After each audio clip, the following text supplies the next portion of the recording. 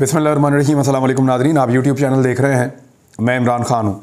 अभी जब मैं आपसे बात कर रहा हूँ तो अभी तक की इत्तला के मुताबिक जो पैसे जमा करवाने थे इलेक्शन कमीशन ऑफ पाकिस्तान को, स्टेट बैंक ऑफ पाकिस्तान ने सुप्रीम कोर्ट ऑफ पाकिस्तान के वाज़ेह अहकामात के बाद वो पैसे अभी तक जमा नहीं करवाए गए।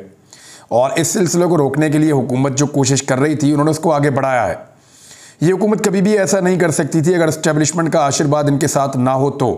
वैसे इस्टेब्लिशमेंट अपने आप को न्यूट्रल साबित करने के लिए या अपने आप को इस सारी सियासत से बाहर दिखाने के लिए ज़राए के हवाले से ख़बरें पहुंचाना शुरू कर दी है उन्होंने मुख्तलिफ मीडिया वालों को। और वो ये कोशिश कर रहे हैं कि ये इल्ज़ामात उनके ऊपर ना आए जो गंद इस वक्त पाकिस्तान की सियासत में डल रहा है, लेकिन वो इसका हिस्सा हैं और लगातार इसके अंदर शामिल हैं। अगर इस्टेब्लिशमेंट अपना हाथ उठा दे तो ये हुकूमत एक दिन भी नहीं चल सकती। ये सारे एक दूसरे से लड़के अपनी हुकूमत को शाम से पहले गिरा देंगे, लेकिन इस्टेब्लिशमेंट का हाथ इनके ऊपर है और इस्टेब्लिशमेंट ने जो एल्फी इनको लगाई है उस एल्फी के साथ ये सारे के सारे जुड़े हुए हैं।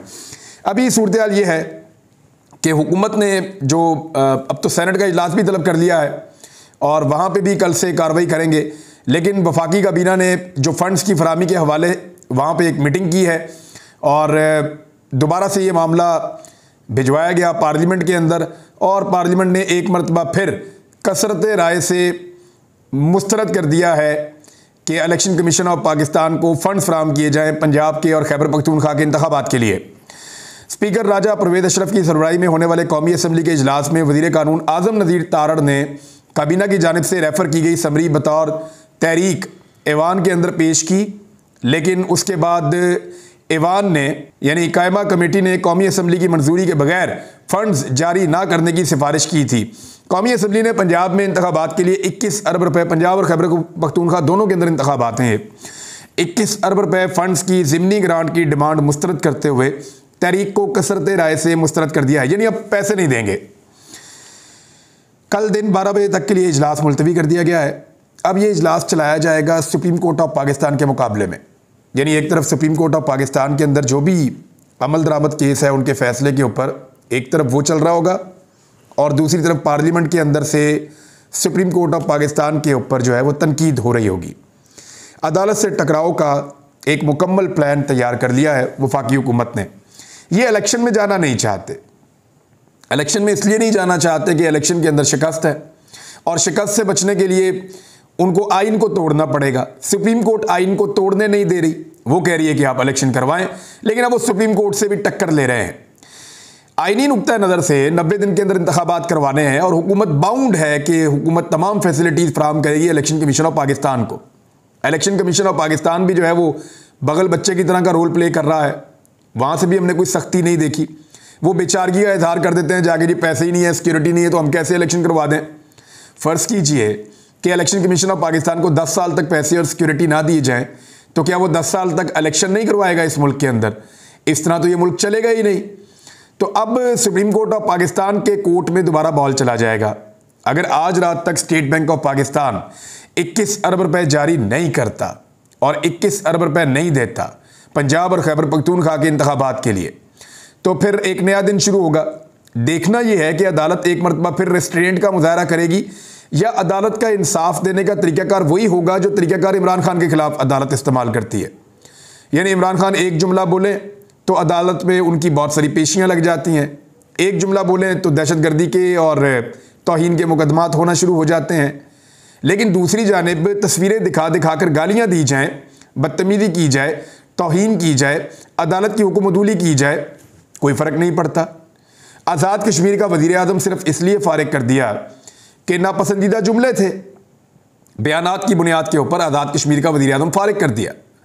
जबकि असल में जो अदालत की तौहीन होती है वो ये होती है कि अदालत के अहकामात के ऊपर अमल दरामद ना किया जाए।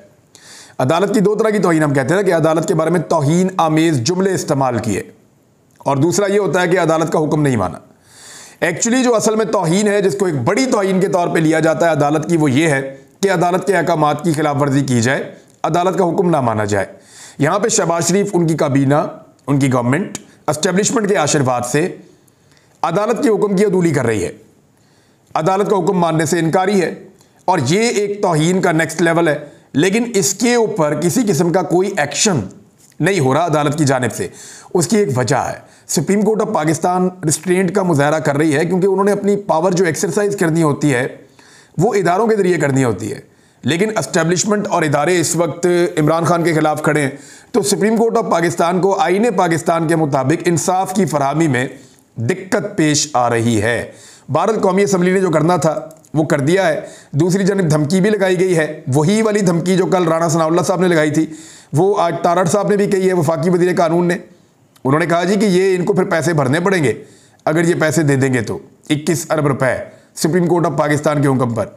फिर वो ये कहते हैं कि अगर सुप्रीम कोर्ट की तौहीन में अफसरान को डर है कि वो गिरफ्तार हो जाएंगे, तो फिर हमारी भी तौहीन के अंदर वो गिरफ्तार हो सकते हैं। पार्लियामेंट की तौहीन में भी उनको खौफ होना चाहिए, वहाँ पर भी वो गिरफ्तार हो जाएंगे। तो इस किस्म के स्टेटमेंट्स जो आ रहे हैं, यानी ये तो बिल्कुल सिंपल मैं आपको कर देता हूँ और आसान। अदालत ने एक हुक्म दिया कि ये काम किया जाए, अब ये काम नहीं किया जा रहा और पार्लियामेंट उसके रास्ते में रुकावट बन गई है। कौमी असम्बली से करारदाद आ जाती है कि जी अमल दरामद नहीं करना, नहीं करना। पार्लियामेंट रुकावट बन जाती है, अमल दरामद नहीं करना तो नहीं करना। तो इसी तरह अगर कल को पार्लियामेंट बैठ के कहती है कि नवाज शरीफ को नायल किया था अदालत ने, हम उसको नहीं मानते और नवाज शरीफ इलेक्शन भी लड़ेंगे और वापस आकर जेल भी नहीं जाएंगे क्योंकि वो अदालत का एक फैसला था लेकिन हमें काबिल कबूल नहीं है भाई, तो फिर क्या करेंगे? यानी पार्लियामेंट इतनी ताकतवर हो गई है कि सुप्रीम कोर्ट ऑफ पाकिस्तान एक फैसला दे और पार्लियामेंट उस फैसले को उल्टा दे। वो ये कि हम इस फैसले को मानते ही नहीं, इसके ऊपर अमल दरामद नहीं होगा। तो इस तरह तो जितने भी सियासतदानों के ऊपर जितने भी केसेस हैं, पार्लियामेंट एक इजलास बुलाए, उन तमाम केसेस की एक लिस्ट बनाए और उन तमाम केसेस को एक करारदाद के जरिए उड़ा दे और उसके बाद कहे इदारों को कि आपने इसके ऊपर अमल दरामद नहीं करना। अगर आप इसके ऊपर अमल दरामद करेंगे तो आपके ऊपर तौहीन पार्लियामेंट लग जाएगी जिसके अंदर आपको गिरफ्तार किया जा सकता है। इतना भौंडा, इतना घिनौना और इतना बेशर्मी वाला पाकिस्तान के अंदर कभी भी अदालत के साथ रवैया नहीं रखा गया था जो अब रखा जा रहा है। ये एक मजाक है आइन के साथ, कानून के साथ, और ये एक तरीकाकार बनाया जा रहा है जिसको मुस्तकबिल में भी अडॉप्ट किया जा सकता है। पाकिस्तान की एस्टेब्लिशमेंट जो इस घिनौने खेल को खेल रही है वो इस बात को याद रखे कि ये चीज़ें भी उनके सामने आएंगी और उन्हें मुस्तकबिल में ये चीज़ें फेस करनी पड़ेंगी। इमरान खान साहब पे कंटिन्यूसली पाकिस्तान की एस्टेब्लिशमेंट इल्ज़ामात लगाती है। मैं कुछ फैक्ट्स आपके सामने रख देता हूँ। 1958 से लेकर 1971 तक पाकिस्तान के अंदर जो हुक्मरानी रही वो पाकिस्तान की फ़ौज की रही। अफवाज पाकिस्तान ने पाकिस्तान पे कब्ज़ा कर लिया था और अफवाज पाकिस्तान ने पाकिस्तान का बेड़ा गर्क किया था उन सालों में जब पाकिस्तान को आगे बढ़ना था। आईनी नुक्ता नज़र से पाकिस्तान को तरक्की करनी थी। 1958 से 1971 तक पाकिस्तान की फ़ौज ने पाकिस्तान पे कब्ज़ा किया और यहाँ पे हुक्मरानी की। उसके बाद 1971 से 1977 तक पाकिस्तान पीपल्स पार्टी जो है उसकी यहाँ पे हुक्मरानी रही और फ़ौज के आशीर्वाद के साथ रही। इसी बीच में जो है वो एक वाक़या पाकिस्तान दो लख्त हो गया, उसमें भी फ़ौजी और सियासी क़यादत ने मिलकर ये घिनौना खेल खेला था कि एक जानिब मुजीबुर रहमान जो हैं, शेख मुजीबुर रहमान, उनके पास अक्सरियत थी, ज़्यादा सीटें थी, उनको हुकूमत देने की बजाय जुल्फ़िकार अली भुट्टो को हुकूमत देने का फ़ैसला किया गया। तो एस्टेब्लिशमेंट और उस वक्त के सियासतदानों ने मिलकर मुल्क को तोड़ने में अपना किरदार अदा किया। 1977 से 1988 तक फ़ौज ने दोबारा पाकिस्तान पर कब्ज़ा कर लिया। ज़िया-उल हक आ गए और उन्होंने पाकिस्तान को अपनी मर्ज़ी से चलाया और फिर पाकिस्तान की क्या हालत की, क्लाशनकोफ कल्चर ले आए, पाकिस्तान को लड़ाइयों में झोंक दिया, पाकिस्तान के अंदर मंशियात आ गई, अच्छे खासे मुल्क का बेड़ा गर्क कर दिया पकड़ के और मजहबी जुनूनियों की एक बहुत बड़ी एक काश्त कर दी। वो फजल हम आज तक काट रहे हैं। इतनी ज़्यादा मजहबी जुनूनियों की उन्होंने यहाँ पे भरमार कर दी। उसके बाद आ जाए जनाब 1988 से 1990 तक पाकिस्तान पीपल्स पार्टी, 1990 से 1993 तक नून लीग, 1993 से 1996 तक पीपल्स पार्टी, 1997 से 1999 तक नून लीग और फिर दोबारा पाकिस्तान की फ़ौज ने कब्ज़ा कर लिया पाकिस्तान के ऊपर परवेज़ मुशर्रफ साहब ने।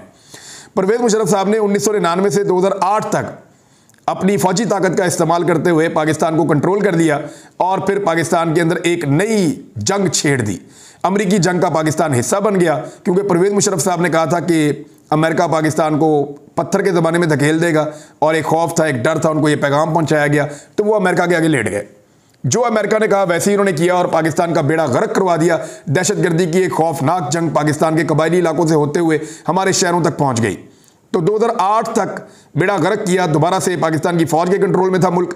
फिर उसके बाद 2008 से 2013 तक पाकिस्तान पीपल्स पार्टी, 2013 से 2018 तक नून लीग और 2018 से 2022 तक 3.5 साल पीटीआई। लेकिन आज ये सारे जो पाकिस्तान पे इक़्तिदार पे कब्जा करके बैठे रहे, चाहे वो फौजी डिक्टेटर्स हों या ये पॉलिटिकल पार्टीज हों, इन सबका आज ये कहना है कि पाकिस्तान को ख़राब इमरान खान ने किया। इमरान खान ने एक्चुअली पाकिस्तान को ख़राब नहीं किया। इमरान खान के खिलाफ जो रजीम चेंज ऑपरेशन हुआ, उस ऑपरेशन के बाद पाकिस्तानियों की आंखें खुल गई।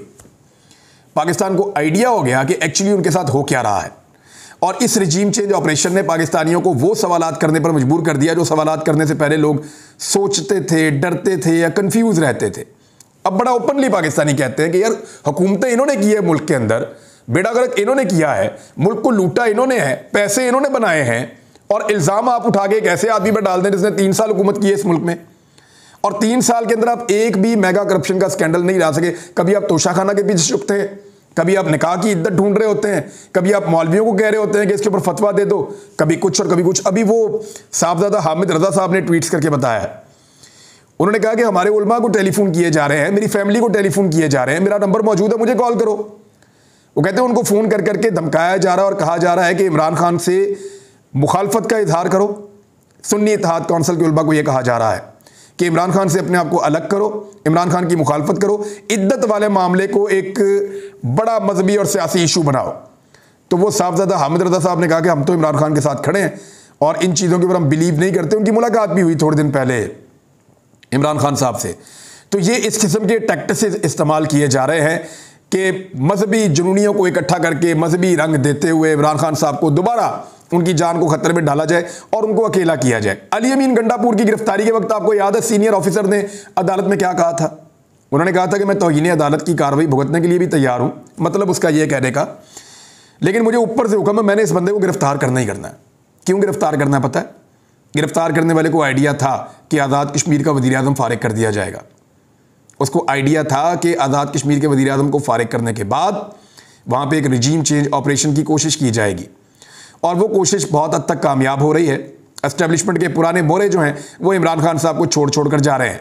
वैसे इमरान खान साहब ने भी ऐसे लोगों को टिकट्स दिए थे और उनको पार्टी के अंदर शामिल किया था जो एस्टेब्लिशमेंट के बहुत करीब थे। उस दौर में इमरान खान साहब खुद भी एस्टेब्लिशमेंट के करीब हुआ करते थे, लेकिन अब वो जो मोरे हैं वो एक मरतबा फिर एस्टेब्लिशमेंट के इशारों पर नाच रहे हैं। इलेक्शन 2021 में हुआ था गालिबन, अब 2026 में, 2025 के एंड पे या 26 में ये इलेक्शन होगा आज़ाद कश्मीर में 2026 में। तो वहाँ के लोगों को ये कहा जा रहा है कि 2026 तक अगर इमरान खान वज़ीर आज़म पाकिस्तान भी बन गया, अव्वल तो हम उसको बनने नहीं देंगे, अगर बन भी गया तो उसकी मकबूलियत कम हो जाएगी। लिहाजा आप बेफिक्र हो जाएं, आपके अगले इंतखाबात में भी आप महफूज हैं। लिहाजा वहाँ पे एक रजीम चेंज ऑपरेशन किया जा रहा है, जिस तरह गुज़िश्ता साल एक रजीम चेंज ऑपरेशन किया गया था इस्लामाबाद में, और उसको इमरान खान के खिलाफ अपनी एक बड़ी कामयाबी करार देने की कोशिश की जाएगी।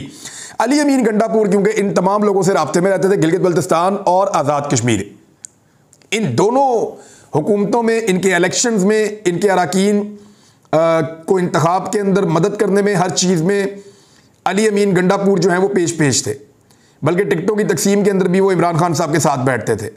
अली अमीन गंडापुर की रिस्पॉन्सिबिलिटी थी आज़ाद कश्मीर और गिलगित बल्तिस्तान के साथ कोऑर्डिनेशन रखना। उसको इस मौके पर गिरफ्तार करके ये सारा खेल खेला जा रहा है, और जब तक ये खेल मुकम्मल नहीं होता कोशिश की जाएगी कि अली अमीन गंडापुर गिरफ्तार रहे। अब आपको याद आ जाएगी वो बात कि क्यों एक ऑफिसर ने कहा था कि चाहे तौहीन अदालत लग जाए, मुझे ऊपर से हुक्म है, मैंने इस बंदे को आज गिरफ्तार करना है। इसके बावजूद एस्टेब्लिशमेंट ये खबरें छपवाने की कोशिश कर रही है कि हमारा सियासत से कोई किरदार नहीं है, पाकिस्तानी रोटी को चोची कहते हैं। क्या ये मुल्क के लोग बेवकूफ़ हैं? क्या उन्हें नहीं पता कि आप क्या गंद घोल रहे हैं? पाकिस्तानियों को बिल्कुल पता है कौन कौन पर्दे के पीछे क्या क्या कर रहा है, पाकिस्तानियों को आइडिया है। इमरान खान साहब ने एक स्टेटमेंट दिया है और अदालत के अंदर वो पेश हुए थे एक मरतबा फिर, वहाँ उन्होंने स्टेटमेंट दिया और उन्होंने कहा कि एक तो अदालत में उन्होंने ये कहा कि पुलिस ने अदालत के मना करने के बावजूद मेरे घर में आकर तोड़ फोड़ की, हमला किया। मुझे दोबारा इत्तला मिली है कि ईद पर ज़बान पार्क में दोबारा ऑपरेशन होगा और मुझे खौफ है वहाँ दोबारा से खून खराबा होगा। ये इमरान खान साहब ने बात की है और अदालत को ये कहा है कि अहकामात जारी किए जाएं कि पुलिस का ऑपरेशन वहाँ पर रोका जाए। मैं अदालत के साथ कोऑपरेट कर रहा हूँ, हर जगह पे इमरान खान साहब जाते हैं जहाँ पे उनको अदालत बुलाती है। हालांकि वो ये कहते हैं सख्त सिक्योरिटी खदशात के बावजूद वो आ रहे हैं और उन्होंने कहा उनको गिरफ्तार नहीं किया जाएगा, पहले भी उनके ऊपर हमला हुआ है, इमरान खान को ख़त्म किया जाएगा, ये इमरान खान साहब को शुबा है। और वो ये बात बार बार कर रहे हैं कि पाकिस्तान की एस्टेब्लिशमेंट इमरान खान को ख़त्म करना चाहती है। क्योंकि एस्टेब्लिशमेंट अब अपने वजूद के लिए इमरान खान को खतरा इसलिए समझती है कि 70 साल से उनका इस मुल्क के ऊपर कब्जा है और वो कब्जा उन्हें लगता है कि इमरान खान कहीं छुड़वा ना दे या वो कब्जा ढीला ना पड़ जाए। अब उनके इतने बड़े बड़े कारोबारी मफादात हैं इस मुल्क के अंदर कि वो नहीं चाहते कि उनके कारोबारी मफादात के ऊपर कोई ज़र्ब पड़े।